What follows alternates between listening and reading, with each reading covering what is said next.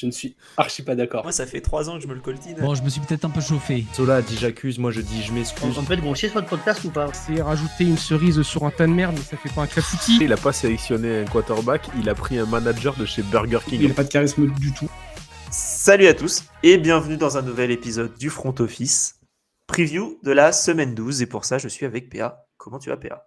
Salut Alex, bonjour à toutes et à tous. Écoute, ça va très très bien. On avance tranquillement dans la saison NFL. La semaine s'annonce moins palpitante en termes de confrontation que la semaine dernière. Mais écoute, on a quand même réussi à sortir quelques matchs qui nous hype un petit peu, qui sont plutôt intéressants dans la course au playoff. Exactement. Il y en a quelques-uns. Il y a des matchs qui auraient pu être plus intéressants qu'ils ne le sont. Je pense notamment aux Patriots Bengals. Tu vois, c'est dommage parce que tu aurais pu avoir une vraie affiche d'AFC. Et au final, c'est pas réellement le cas malheureusement. Mais après, en fait, c'est un peu tout en termes d'affiches qui déçoivent. C'est vraiment que le calendrier a été, ouais, on s'excite pas trop sur cette semaine, mais on va en parler. Et on rappelle, hein, suivez-nous partout avec le Front Office. On a le Discord, on a tous les liens qui sont en description. Et ce soir, on sera sur Twitch en direct pour faire un top 11 des linebackers. Voilà, pour cette émission du jeudi soir. Et on va commencer directement, PA, avec le rewind du Monday Night Football, puisque les Cowboys ont battu les Raiders 33-16, les Cowboys qui passent en 4-5-1. Belle composition d'équipe, je trouve. Franchement, pour aller sur les ailes, c'est intéressant. Les milieux sont là et un attaquant pivot, en général, peut aider à faire les choses. Et les Raiders qui sont en 2-8. Voilà. Bon. C'est moins une formation défensive, celle-là. C'est plus offensif, quoi. 2 défenseurs, 8 milieux. Bon, pas d'attaquant, mais c'est, ouais, au final, n'est-ce pas le problème des Raiders, c'est qu'il n'y a personne pour vraiment attaquer. Compliqué ce match-là. Personne pour défendre non plus. Personne pour défendre non plus. Il n'y a que des gens au milieu, et encore parce que les lignes ne sont pas ouf. Donc, on se pose la question sur ces Raiders qui vont devenir. Mais bon, c'est un peu un symptôme global si vous avez envie d'aller écouter, d'aller regarder ce que Alexandre nous a dit sur Twitter notamment, et sur Discord où il a pas mal râlé sur ça, notamment avec la ligne, avec Pete Carroll, avec Geno Smith. Mais quand tu regardes les 3-4 dernières années, tu te poses un peu la question de ce que font les Raiders. Tu draftes un tight end, tu draftes un running back et t'as pas d'O-line, c'est un peu compliqué. Ouais, tu as plutôt très bien synthétisé comment dire, les Raiders actuellement. C'est une bouillie de football qu'on voit semaine après semaine. Offensivement, il n'y a pas grand-chose qui fonctionne. La O-line, il n'y a pas de O-line en fait. Les mecs jouent sans O-line. Ils sont 6 offensivement à essayer de faire avancer cette équipe. C'est extrêmement compliqué. J'ai une stat, moi, qui me fait beaucoup rire, malheureusement pour la fan des Raiders. Genty, il a eu 6 portées sur ce match-là. 7 yards. Sa course la plus longue, elle est de 11 yards. Sa moyenne, du coup, c'est 1.2 avec une course la plus longue de 11. Donc, en fait, il s'est fait à chaque fois tacler avant la ligne de scrimmage. C'est extrêmement représentatif, je trouve, de cette O-line qui n'ouvre aucune brèche pour Genty et qui protège absolument pas Geno Smith, qui fait pas une grande saison. Bon, effectivement, on peut pas dire l'inverse. Mais franchement, quand tu vois la O-line, on est en train de se dire que potentiellement, la O-line qu'il avait l'année dernière chez les Seahawks et même les années précédentes était meilleure que celle qu'il a actuellement chez les Raiders. C'est dire le niveau quand même. Et on rappelle l'an dernier que la O-line des Seahawks, c'était pas du tout ça. Il y avait des snaps ratés tout le temps. C'était absolument catastrophique. Ouais, c'est pas la O-line de cette année des Seahawks qui est nettement meilleure. Ouais. Donc là, c'est un peu compliqué de se demander ce qu'ils font. Et encore une fois, tu draftes un running back avec ton pick 6 alors que tu as beaucoup de besoins. Et t'as pas de ligne offensive pour le protéger. Tu trades ton 3e tour pour un QB et t'as personne pour le protéger. Tu draftes un 2e tour en Jack Bech qui ne fait rien du tout. Alors c'est bien, t'as trouvé quelque chose en Trey Tucker, mais compliqué ces Raiders. Ouais, je sais pas si c'était attendu, mais c'est vrai que l'arrivée de Pete Carroll, personnellement, on verra à la fin de la saison, mais bon, j'étais un peu circonspect. On n'y croyait pas trop. Hein. Non, effectivement, et ouais, c'est dommage, il y a toujours... défensivement, il y a quand même des bonnes choses, je trouve. Et puis, je trouve ça un petit peu chiant de gâcher quelques belles années encore de Max Crosby qui mérite autre chose. Ouais. Côté Cowboys, parce que Max Crosby a été... il y a eu des rumeurs qu'il envoyait aux Cowboys, notamment aux alentours de la trade deadline. Eux, c'était quand même bien mieux, même si ça a été poussif au début de match. Ouais, c'est possible. Ils sont menés 6-3 à la fin du premier quart avec un fumble de Dak Prescott recouvert par les Raiders. Par contre, après, sur le deuxième quart, ça a été quand même une très grosse démonstration. tant sur le jeu au sol que sur le jeu aérien. Dak Prescott, il a une alchimie avec George Pickens. Je suis le premier étonné, je l'avoue très sincèrement. Je pensais qu'il allait un peu flopper comme ce qu'il faisait aux Steelers. Il n'avait Ah, pas vraiment floppé aux Steelers non plus. Hein. ouais, il était un peu tout seul et c'est vrai. Et il n'avait pas de QB non plus, donc voilà. C'est vrai. C'est vrai, mais en l'état, voilà, 9 réceptions, 144 yards, et on avait l'impression les Raiders pouvaient lui mettre n'importe quel cornerback sur le dos, il allait le fumer, quoi. Donc c'était assez impressionnant à voir.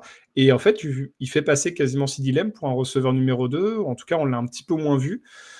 Donc c'est assez impressionnant quand même offensivement. C'est surtout ce que Pickens en fait, parce qu'il est à 9 réceptions, 144 yards, mais sur les 144 yards, il y a plus de la moitié qui sont des yards après catch. Il y a 75 yards sur 144 où on lui donne la balle et derrière, il en fait quelque chose. Donc en fait, on lui lance 69 yards et il en crée 75 tout seul, entre guillemets. On se comprend, hein, c'est jamais tout seul parce que après, tu as la séparation, il faut lancer la balle au bon moment, au bon endroit. Et à côté de ça, CeeDee Lamb, c'est 66 yards, 12 yards après catch. Donc c'est deux styles un peu différents. Mais ouais, il a une sensation d'être bien en fait. Bah, tu vois, sur son touchdown, hein, comme tu disais, les yards after catch qu'il fait pour aller jusqu'au touchdown, c'est ultra impressionnant. Il se balade dans cette défense-là, il fume son corner, et puis après, il se faufile entre 3-4 joueurs des Raiders. C'est extrêmement impressionnant ce qu'ils proposent les Cowboys, je trouve. Ouais. Mais on le sait, hein, c'est un peu montagne russe leur saison. Il y a des matchs où ils vont passer à côté, d'autres matchs où offensivement, ça va bien tourner. Ce match-là a plutôt bien tourné. À voir ce qu'ils vont en faire. C'est la même chose, ils sont en 4-5-1 pour le moment, et je pense qu'ils sont un peu finis pour la course au playoff. C'est l'impression que j'en ai. Par contre, ils vont être arbitres pour d'autres équipes dans la course au playoff parce que leurs 3 prochains matchs, c'est les Eagles, c'est les Chiefs et c'est les Lions. Ouais, là, ils sont déjà à 2 victoires des Panthers qui sont en 6-5 et qui sont 9e dans la course. Les Lions qui sont 6-4 et qui sont 8e. Et après, c'est du 6-3-1 avec les Packers dont on parlera un peu plus tard. Compliqué pour les Cowboys qui, je trouve, ont un bilan qui ne correspond pas trop à ce qu'on voit sur le terrain. Ça a été compliqué au début de saison, notamment défensivement, et je trouve que c'est un peu mieux là. Les ajouts pendant la free agency, pendant la trade deadline, ont été excellents, notamment Quinnen Williams. Et en fait, je pense qu'ils ont des bonnes bases pour l'année prochaine, avec en plus encore des premiers tours de draft pour l'année prochaine. Donc, c'est une semi-reconstruction qui a été assez rapide et on verra, je pense, l'explosion plutôt l'année prochaine s'il doit y avoir. Ouais, exactement. Est-ce que tu as quelque chose à rajouter sur ce match entre les Cowboys et les Raiders ?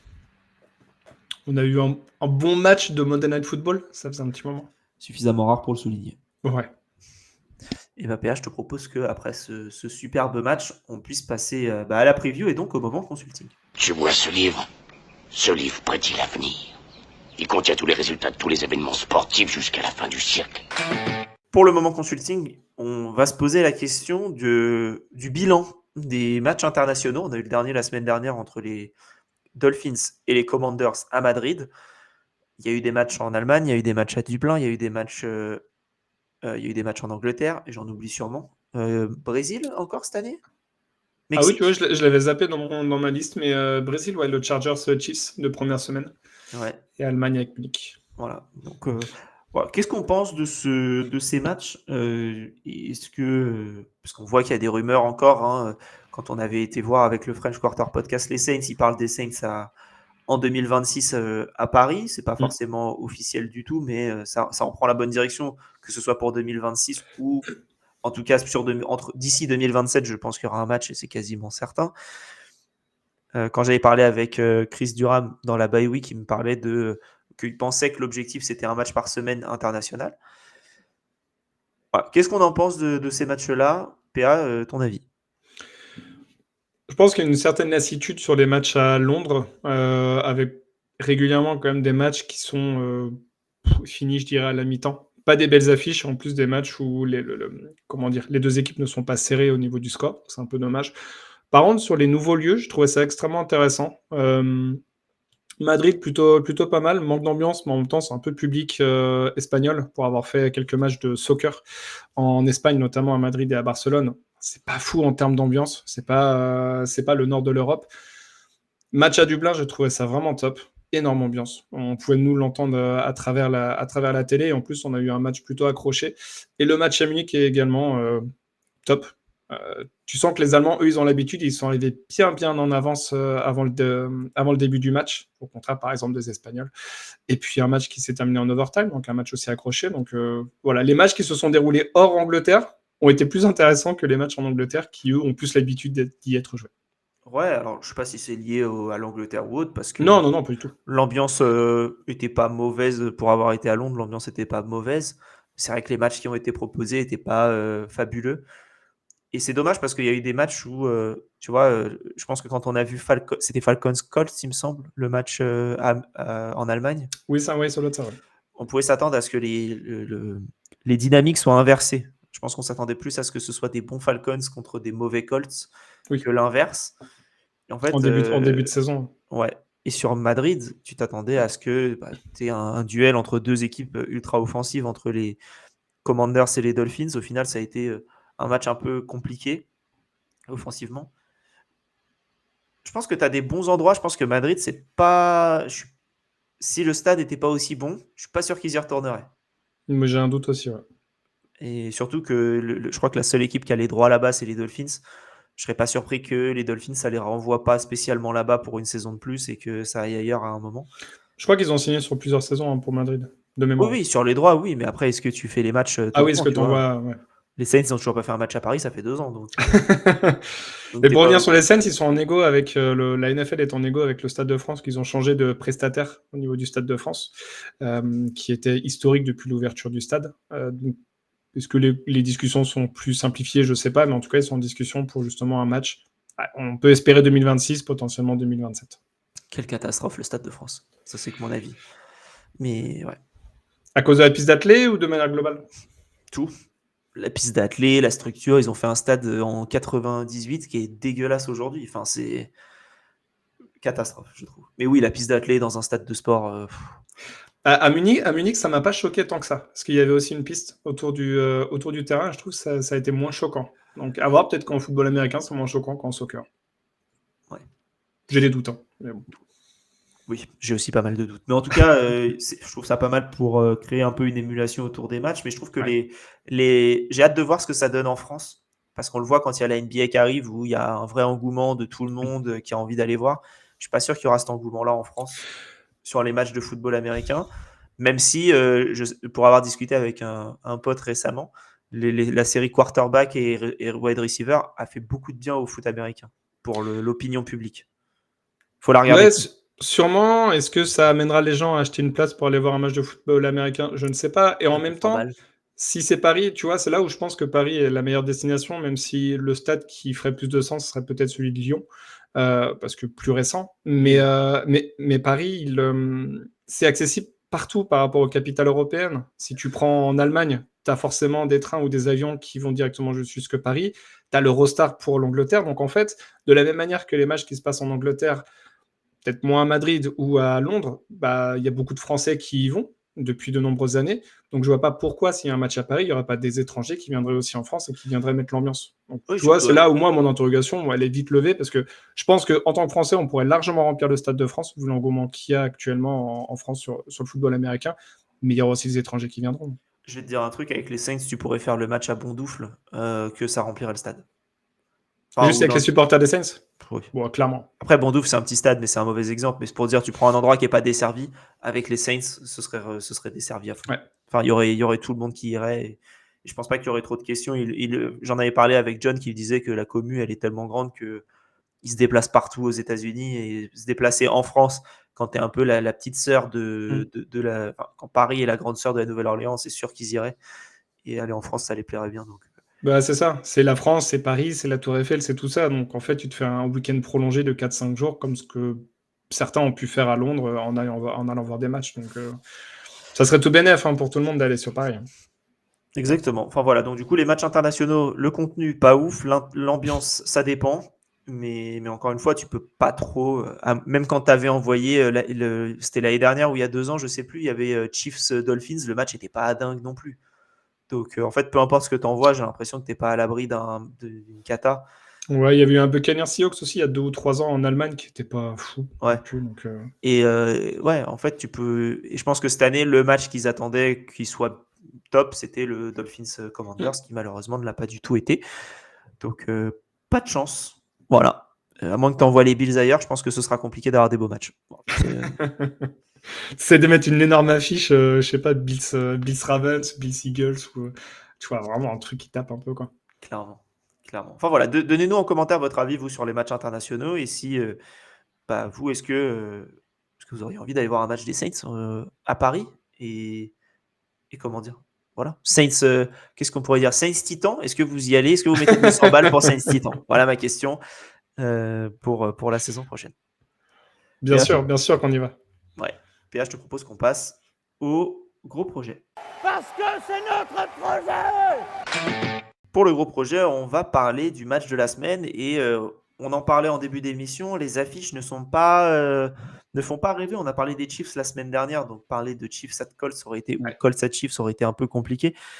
Donc et je pense que l'affiche de la semaine est plus dans le Thursday Night Football, donc on en parlera aussi plus tard. Donc on a choisi de parler des Vikings en 4-6 qui se déplacent à Lambeau pour aller affronter les Packers en 6-3-1. Un match de division qui risque de faire des dégâts, alors que en bye week, on a les Broncos, les Chargers, les Dolphins et les Commanders, les deux dernières équipes qui reviennent de leur petit voyage de Madrid et qui sont en repos. Ce match-là entre les Vikings et les Packers, moi je me suis noté 2 QB de merde avec de bonnes défenses. Parce que c'est ce que je pense de cette équipe, de ces deux équipes. Jordan Love avec évidemment plus ou moins un peu plus de nuances sur le mauvais QB. Je pense en tout cas que c'est un QB qui est surpayé et surcoté. Pareil pour JJ McCarthy, même si sa cote est en train de baisser un petit peu. Les Packers, il faut qu'ils s'activent. Parce que là, il y a du monde qui leur course aux fesses. On a les Niners, eux, ils sont en 6-3-1, ils sont 6e aujourd'hui dans la course au playoff. Les Niners sont en 7-4, donc ils sont juste en dessous par le jeu des bye week, etc. Mais après, tu as les Lions en 6-4, tu as les Panthers en 6-5. Tu perds ce match-là, ça devient très compliqué et rapidement. Et surtout, mentalement, je pense que tu te casses, quoi. Si tu perds à domicile face aux Vikings qui sont pas bons, ce serait dur. Ouais, je te rejoins. Après, les Packers, pour l'instant, ils sont 1-0 dans la division après leur victoire lors de la première semaine contre les Lions. Mais je te rejoins, les Packers, je sais pas s'ils sont en plein doute, parce qu'ils ont quand même gagné la semaine dernière, mais ils sortent de 3 semaines quand même assez difficiles. Leur victoire contre les Giants, ils sont un peu allés la chercher avec leur trip. Et les Vikings, d'un autre côté, sur les 5 derniers matchs, ils sont à 4 défaites, une victoire. Donc, c'est deux équipes qui ont pris beaucoup de retard dans la course au playoff, comme tu l'as dit, même si les Packers sont toujours en course, bien sûr, parce qu'ils sont 6e. Il ne faudra pas traîner. Et c'est justement ces matchs un peu de traînard où tu peux laisser des points un peu en route, faire des interceptions, des fumbles, des choses comme ça, ça peut vite tourner en ta défaveur. Quand bien même c'est un Lambeau, faudra faire très attention à cette énorme défense des Vikings qui a maintenu en fait cette équipe-là la semaine dernière contre les Bears, qui aurait dû gagner ce match-là, mais qui du coup a perdu en partie à cause de la special team. Donc compliqué. La lecture de ce match-là, pour moi, est quand même extrêmement compliquée. Il y a des certitudes, comme tu as dit, défensives. Par contre, offensivement, il y a des fortes incertitudes, notamment au poste de quarterback. Ouais, totalement. Et les Packers, ils vont entamer un enchaînement de matchs là jusqu'à la fin de la saison qui est pas le plus beau. Donc Vikings là cette semaine, c'est peut-être le match le plus abordable de leur fin de saison puisque c'est chez eux. Mais après ils se déplacent à Détroit, ils reçoivent les Bears, ils vont à Denver, ils vont à Chicago, ils vont recevoir les Ravens et ils vont à Minnesota pour finir, pour affronter les Vikings. Que des équipes qui vont se battre pour les playoffs, à part les Vikings évidemment, mais les Vikings se battront pour faire chier les Packers aussi. Et ça, c'est peut-être presque plus important. Et ouais, non, là, faut pas perdre des plumes en route côté Packers. Et tu as deux défenses qui sont très bonnes face à deux attaques qui sont pas les points forts des équipes. J'ai peur du match moche. Oui, moi aussi. Et puis, c'est un peu ce qu'ils nous ont montré sur les dernières semaines en plus. Donc, ouais, et à moins, tu as évoqué le calendrier, c'est du coup 3 déplacements sur les 4 dernières semaines. Donc, oui, il y a des victoires à prendre et elles sont maintenant pour les Packers s'ils veulent pas voir leur saison partir en fumée. Ouais, totalement. Josh Jacobs, du coup, il sera absent parce qu'il est sorti sur blessure, il n'est pas revenu contre les Giants. Jordan Love, lui, était revenu, donc je pense qu'il sera présent sur ce match-là. Jacobs, on ne sait pas. Il est questionable, en tout cas à l'heure où on enregistre en mercredi. ce mercredi.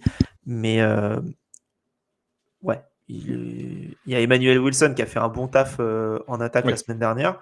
Je pense que côté run, je pense pas que ça posera trop de problèmes qu'il y ait Jacobs ou pas.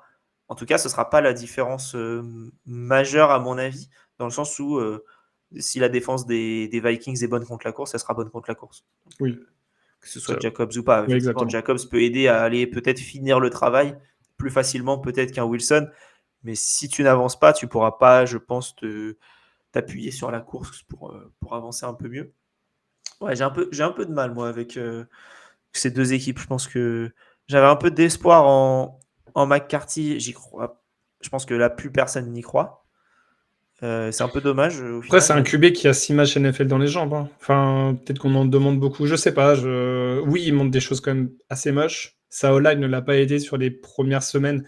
Là, la semaine dernière contre les Bears, elle a quand même beaucoup mieux tenu et c'est ce qui donne aussi cette impression vraiment d'énormes ratés de la part de McCarthy. Maintenant, il fait un dernier drive qui emmène un touchdown des Vikings et derrière, il s'est passé ce qui s'est passé avec la special team qui a laissé un retour de kick de 50 yards ou quelque chose comme ça. Et en fait, derrière, les Bears avaient juste, avec des très gros guillemets, juste à mettre un field goal. Et quand on connaît l'historique des Bears, c'était pas gagné. Mais je sais pas, ça reste un QB quand même très jeune et moi je l'enterrerai pas non plus. Mais c'est vrai que sur un gros match où il risque d'avoir beaucoup plus la pression que la semaine dernière contre les Bears, ça va être quand même beaucoup plus compliqué. Ouais. Exactement. Est-ce que tu as autre chose à rajouter sur ce match-là? Non, la course au playoff est lancée hein, pour beaucoup d'équipes. On le voit, tu parlais des Packers qui sont à 6e actuellement. Quand tu regardes les 8-9 premiers en NFC, ils se tiennent tous en une victoire, une défaite. Et certains vont avoir des bye week en plus. Donc, non, c'est serré quand même. Entre le premier de NFC et le 9e de NFC, il y a 2 victoires d'écart. Bon, il y a 3 défaites, mais il y a 2 victoires. Donc, c'est assez serré quand même. Ça peut aller vite. C'est un peu différent en AFC pour le coup. Tu as 2 équipes, enfin, tu as 3 équipes qui font la course en tête en 9 et 8 victoires. Et après, ça se tient un peu plus. Et encore, tu as quand même un petit gap qui est en train de se créer là entre les équipes. Allez, on va dire que tu auras une place pour 4 équipes, peut-être. Donc, ça risque d'être un petit peu compliqué pour ce qui arrive pour l'AFC, alors que la NFC, ce sera plus homogène et tu as une chance, tu vois, que les Seahawks, si ça craque, ça rate les playoffs, quoi. Ouais, je les vois pas craquer, mais ouais. Exactement, pas plus, en tout cas.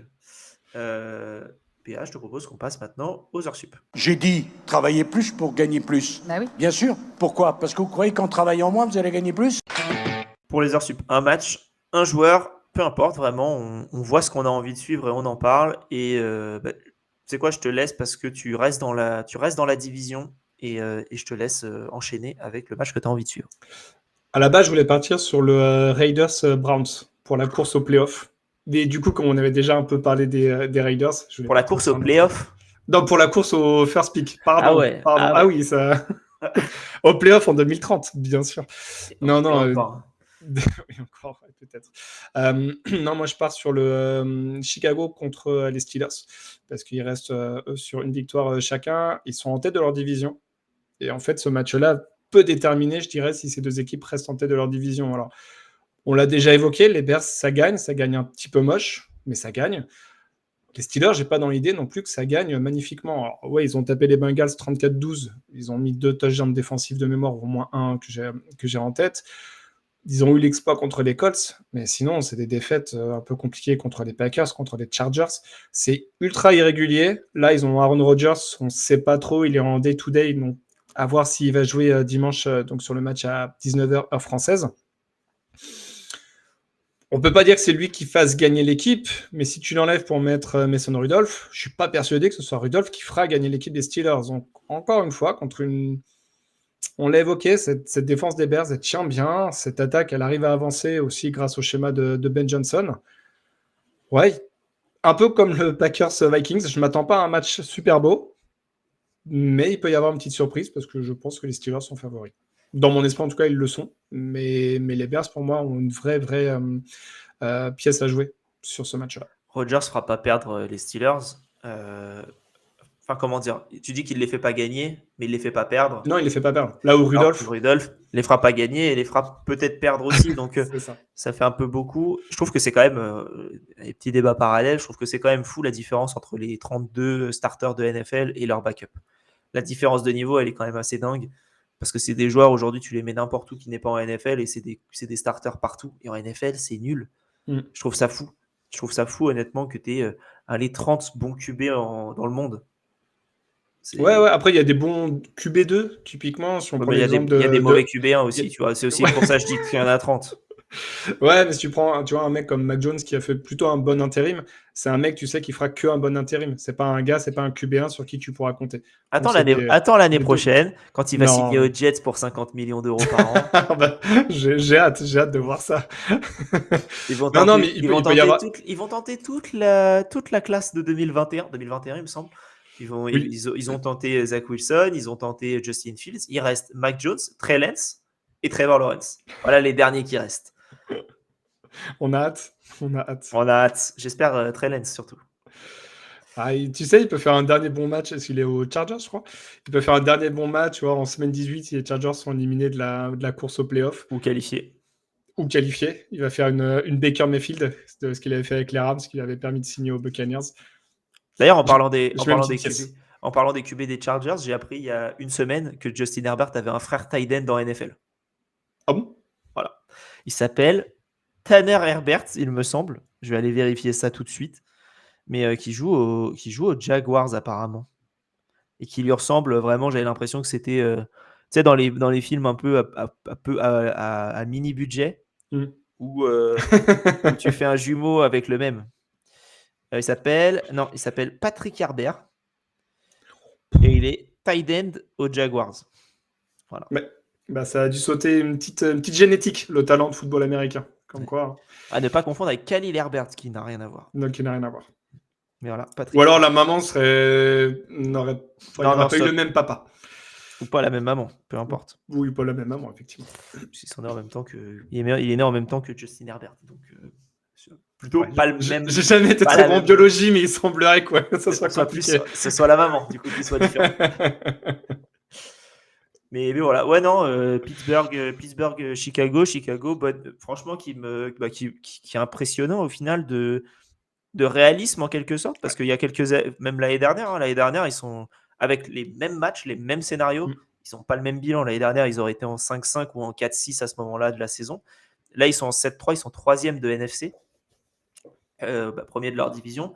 Je pense que si on avait fait il y a peu de personnes qui auraient parié sur les Bears premiers de division à ce moment-là de la saison, et peu importe quand tu te posais la question. Mm. C'est-à-dire que tu te posais la question en début de saison, tu voyais les Lions, après le premier match, tu voyais peut-être les Packers, et après tu voyais Packers, Lions, et même jusqu'à la semaine dernière. Et là, au final, c'est les Bears qui sont premiers. Étonnant, mais bravo, et tu sens qu'ils ont une marge de progression qui est énorme. Et moi, c'est surtout ça qui m'inquiète, parce que le jour où Caleb Williams devient un bon QB de NFL, là, cette équipe, elle est dangereuse, très dangereuse. Ouais. Ils sont en 7-1 sur les 8 derniers matchs. Ouais. Après avoir démarré, du coup. En 0-2, ouais. Quand on parle d'équipes qui ont la main chaude, eux, ils se positionnent là quand même. Exactement. De mon côté, moi, je vais parler du Sunday Night Football entre les Buccaneers et les Rams, parce qu'on n'en parle pas, parce qu'encore une fois, on a déjà parlé des Bucs il n'y a pas longtemps, on parle souvent des Rams dans les matchs de la semaine.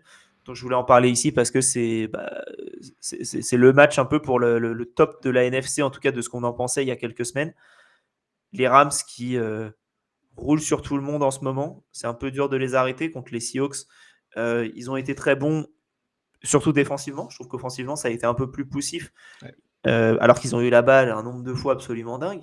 Après, c'est aussi à mettre en contexte avec l'excellente défense des Seahawks, qui a essayé de prendre leur lait quand ils ont vu que l'attaque ne fonctionnait pas.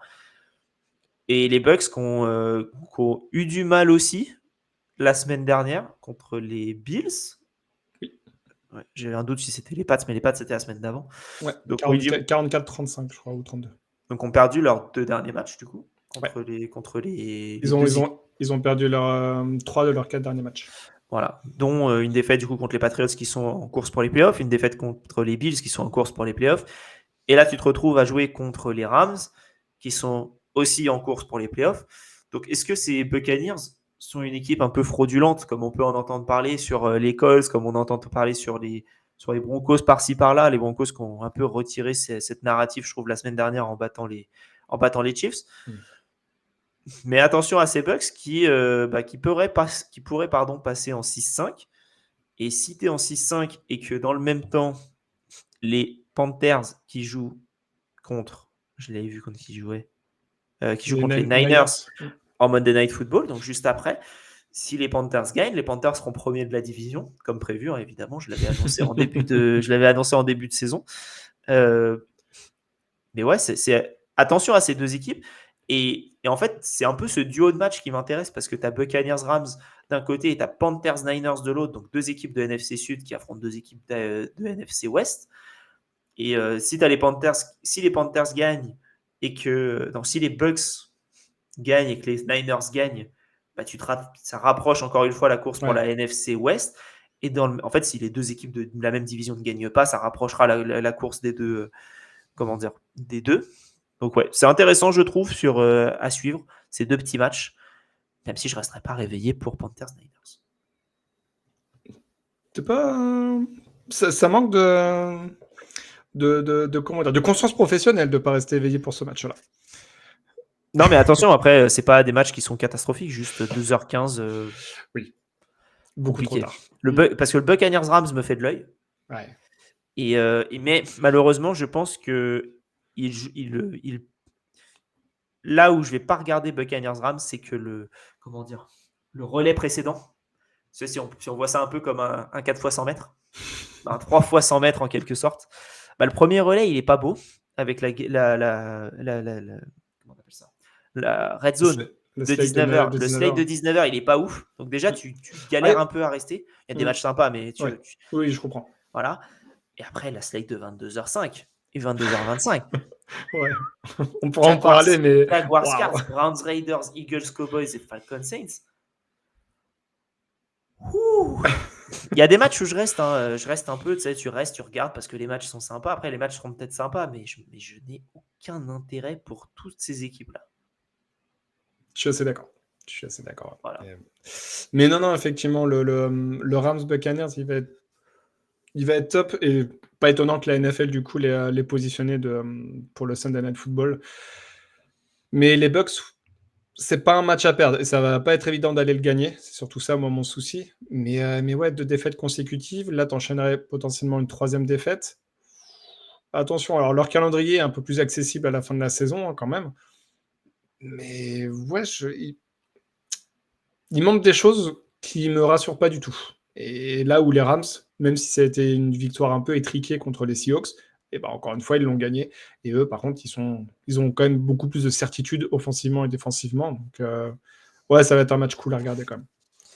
Oui, totalement. Ce sera un bon match du lundi matin avec un bol de céréales et un jus d'orange. Voilà. Golden Grabs, c'est la vie. Ouais, on va pas partir sur un débat sur les céréales. Mais les trésors, c'est le meilleur, tu vois. Donc, Golden Grabs. Oh, les pubs des années 2000 qui me reviennent en tête, là. Ah, bien sûr. Ça est choqué là. C'est donc un podcast céréales et agriculteurs. Donc, on va peut-être parler de l'amour et dans le pré lors d'une prochaine émission. C'est là tout l'objectif. On interviewera Karine Le Marchand. Si vous êtes céréalier, n'hésitez pas à nous envoyer un DM, on répondra et on fera une émission spéciale. Exactement. Karine Le Marchand, Léon Marchand, et on va être... Et le marchand du marché. Qui a volé l'orange du marchand? Toute la question qu'on se posera dans le 2-minute warning, c'est maintenant. Ça sera le moment consulting. Allez, on va commencer. On va partir avec le 2-minute warning.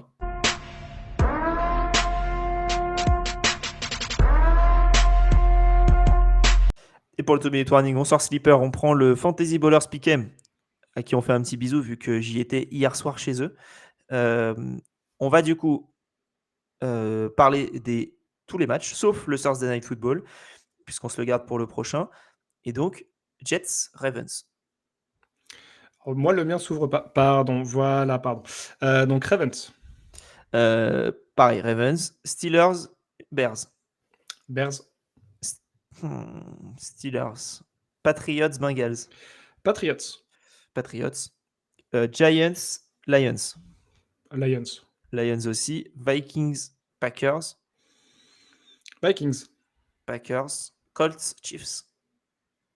Chiefs. Chiefs aussi. Seahawks, Titans. Seahawks. Jaguars, Cardinals. Jaguars. Browns, Raiders. Browns. Eagles, Cowboys. Eagles. Falcons, Saints. Bucks, Rams. Panthers, Niners. San Francisco. 49ers aussi. Voilà. J'ai hésité sur le Steelers-Bears et il y a de fortes chances que je change mon pari d'ici la fin de la semaine. Ouais, c'est pareil, il y en a un ou deux, je suis pas ultra sûr. Mais, ouais. Il y a quelques matchs quand même, on peut en parler très très rapidement, mais Penix out saison, donc ça sera Kirk Cousins. Super. Ils sont contents d'avoir payé 40 millions pour lui pour qu'il puisse jouer les Falcons. Jouer contre les Saints. Et sur ESPN, vous pouvez regarder, il y a le prix des billets. Ça me fait beaucoup rire. Par exemple, Cardinals. Si tu veux aller voir un match des Cardinals, c'est $14. Ah oui. Voilà. Et alors que Chicago, bon, tu sens que la hype est revenue parce que c'est $303.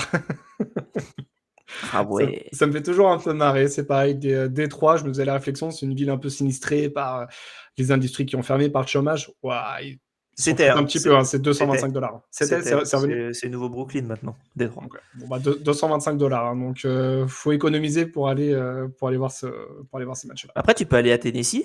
Seattle Titans, c'est $18. Ouais, c'est $18. Ouais. C'est sympa. Et pour le pour coup, Seattle, quand même, hein, tu vois. Donc, ouais. Mais une bonne ambiance, hein, vraiment. $34 à la Nouvelle-Orléans. Moi, je trouve ça sympa. Et surtout, PA, Tampa Bay, Los Angeles, $111 plus parking. Et $111, crois-moi que même sur des matchs de pré-saison, j'avais payé plus. Donc vraiment, je me suis fait enfler sur toute la ligne. Merci les gars, merci Los Angeles. Ouais. Mais oui, c'est un peu compliqué, effectivement, les Falcons qui seront sans Penix. Et sur le reste, il n'y a pas grand-chose d'autre de notable, j'ai envie de te dire. Si les Steelers qui joueront sans Jalen Ramsey, les Bengals qui joueront sans Ja'Marr Chase. Ouais. Ramsey, du coup, c'est validé sa suspension? Parce que bon, il a quand même été avéré qu'il s'est fait un peu cracher dessus. Donc, ouais, je pense, mais garde ton sang-froid, garçon. Ouais, après, c'est Jalen Ramsey. Exactement. Ne lui en demande pas trop, s'il te plaît. Mais ouais, Ja'Marr Chase, le speed. Comment dire? Le speed game. Speed game, ouais. Très bien. Eh bien, écoute, PA, je te propose qu'on passe maintenant à l'overtime.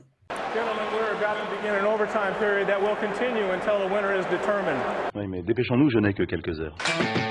Pour l'overtime, c'est la preview du Thursday Night Football. Les Bills 7-3 se déplacent sur le terrain des Texans à Houston en 5-5. Match un peu... pour moi, match de la semaine, déjà. Pour moi, c'est le meilleur match, la meilleure affiche et ce qui donne envie de rester réveillé. Donc, on va très probablement rester réveillé.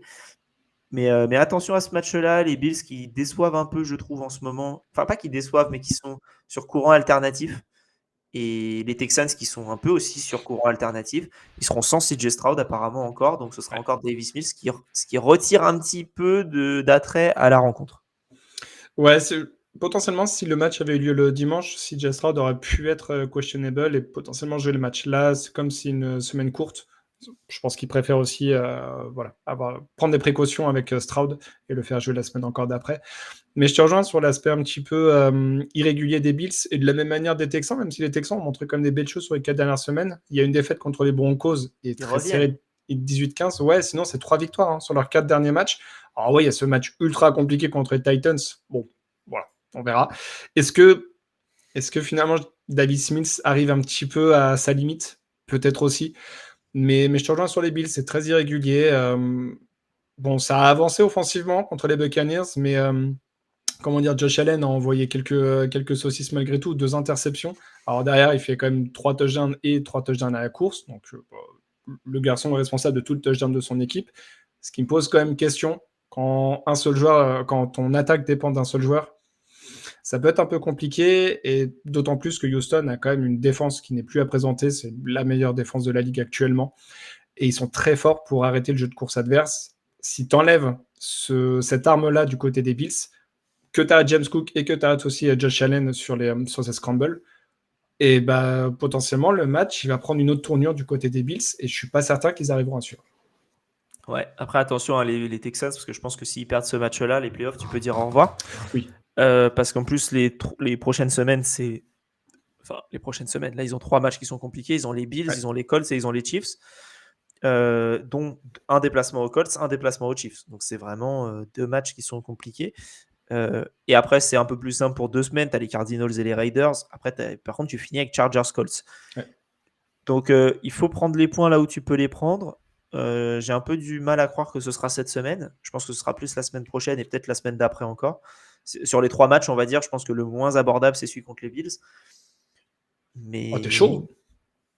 le moins... Bah si. At Colts et at Chiefs, va falloir aller les taper à l'extérieur. Ouais, mais je pense que les Bills, c'est la meilleure équipe des 3 et de loin. Ok. Et oui, effectivement, il faut aller taper les Chiefs chez eux. Mais les Chiefs, après, ça dépend. S'ils sont en 5-7 à ce moment-là, ça devient une autre équipe. Hein. En tout cas, on se le souhaite. Hein. Parce que là, les Chiefs, il leur reste quoi là, à jouer sur les prochains matchs? Ça va, leur calendrier est un peu plus abordable. Ouais, là, ils ont Colts cette semaine, Cowboys la semaine d'après. Ouais, attends, abordable. Ils ont Colts, Cowboys, Texans, Chargers et Broncos dans les 7 derniers matchs quand même. C'est agréable. Tu peux jamais les enterrer. Tu peux jamais les enterrer. C'est Tu peux jamais les infernal. C'est enterrer. infernal cette équipe. Ils vont finir en 11-5. On va rien comprendre. C'est sûr. Mais pour revenir sur le match là entre les Bills et les Texans, je pense que ça risque d'être un peu compliqué pour les Texans offensivement. Même si, c'est dommage parce que c'est un peu la faiblesse des Bills, le jeu aérien, et d'avoir un Davis Mills qui est pas mauvais. Hein. Encore une fois, c'est pas un mauvais quarterback. C'est pas un bon quarterback non plus. Non. Son problème à Davis Mills, c'est un peu ce que je disais quand je faisais des comparaisons avec d'autres QB, c'est qu'il n'a pas eu une carrière universitaire exceptionnelle. Parce que je pense que s'il avait eu une excellente carrière universitaire, aujourd'hui, il serait à 53 millions par an à Jacksonville.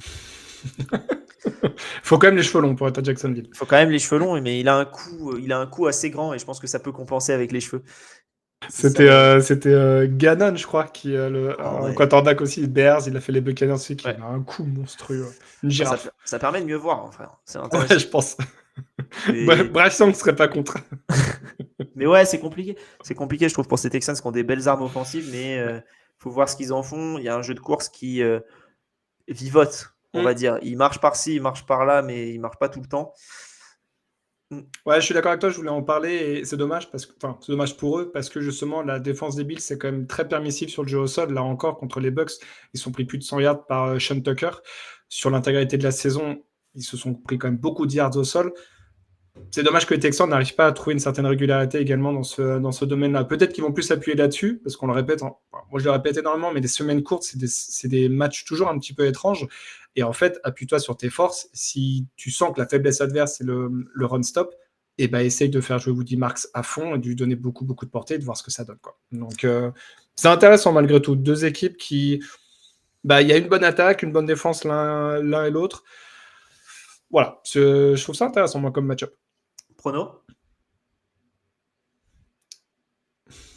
Texans parce qu'à domicile, mais les Bills sont favoris, mais Texans à domicile parce que semaine courte.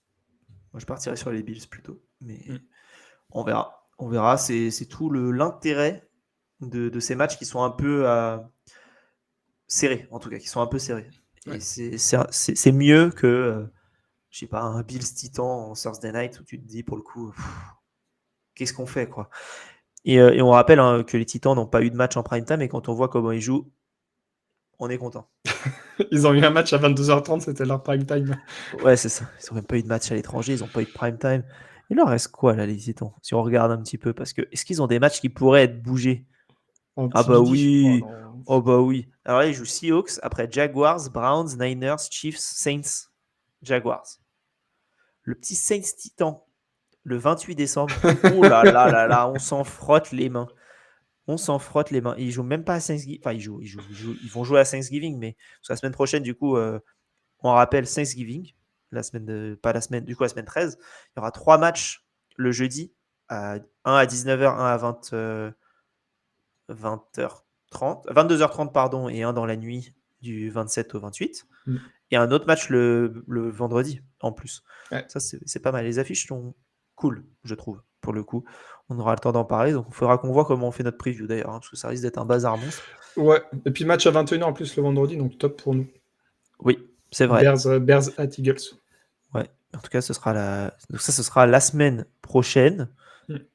Et voilà pour cette semaine. N'hésitez pas à nous dire ce que vous avez envie de suivre vous cette semaine, quel est le match de la semaine dont on n'a pas parlé, et venez discuter avec nous, que ce soit sur le Discord, sur Twitter ou sur YouTube dans les commentaires, sur quel match vous avez envie d'avoir notre avis aussi. On pourra en parler, ça nous fera bien plaisir. On rappelle un petit live ce soir, les top 11 des linebackers. Et puis voilà. Merci Pierre. Avec plaisir. Et puis on n'a plus qu'à vous souhaiter une bonne journée. Et on se retrouve quand est-ce qu'on se retrouve? Est-ce qu'on a un épisode ce samedi? Ou ce dimanche? Je ne crois pas. Je ne crois pas. Je crois que c'est la semaine prochaine. Je crois que cette semaine, on n'a rien. On n'a rien. On n'a rien. Tristesse intense. Je regarde. Ah, il regarde, mais quel homme. Quel homme. Ça sera inquiétant s'il y a quelque chose. Non, c'est bon, il n'y a rien. C'est la semaine prochaine. Et la semaine prochaine, c'est quoi? C'est retour de l'enfer du dimanche la semaine prochaine. C'est ça. On sait que ça vous plaît bien. Donc c'est l'enfer du dimanche la semaine prochaine et ce sera cool. Voilà. Passez tous une bonne journée, un bon week-end en fonction du moment où vous écoutez cet épisode. Merci PA. Et vive le football.